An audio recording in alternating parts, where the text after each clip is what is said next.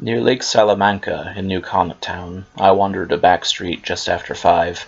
A lamplighting drudge, rich in candle wax, then told me how to stay alive.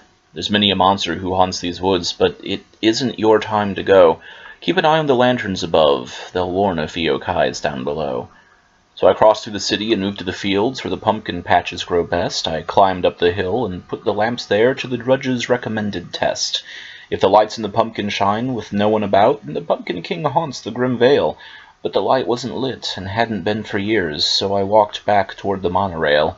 But a strange man with a red cap and sharpest of teeth jumped from the patch on my way. He chased me and soon was joined by some friends who roared that they wanted to play.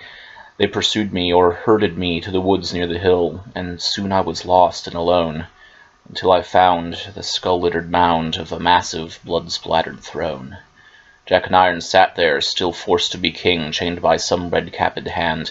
He lifted his horrible iron-crowned head and summoned his club from the land. I ran before Jack could quite get to his feet, but his bellowed scream haunted me through the grim vale, and soon his followers, who were men or elks or wolves or something like that, were on my trail. They chased me like a pack, and they fought like men, and they knew the land better than I. Their leaders soon cornered me near the monorail's wall and issued a bestial cry. I cowered and looked up at Sreng's animal head, and beyond it I saw the top of the hill. The jack-o'-lantern that sat high above was shining with something's dark will. A nearby tree took a terrifying step, and shook the leaves off of its crown.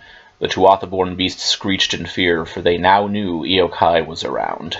They swarmed the giant of fire and husk and vine, for they were the beasts of the land, but Eochai seemed to be the forest itself, and swept them away with his hand. Soon only the greatest of the beastmen were left, and the Sreng ran from the pumpkin man's flame.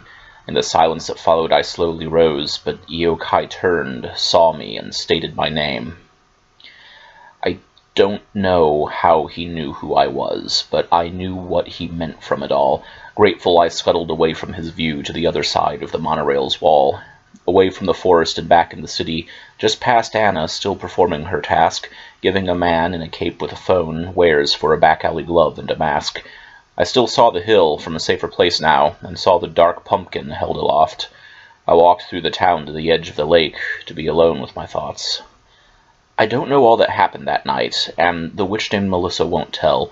The lamp-lighting drudge later came down from the hill, but denied that he'd worked any spell. But perhaps not all the monsters that haunt this place are so bad to those who wander astray. And believe me or not, I saw Sally that night, more wondrous than Eochai in her own way.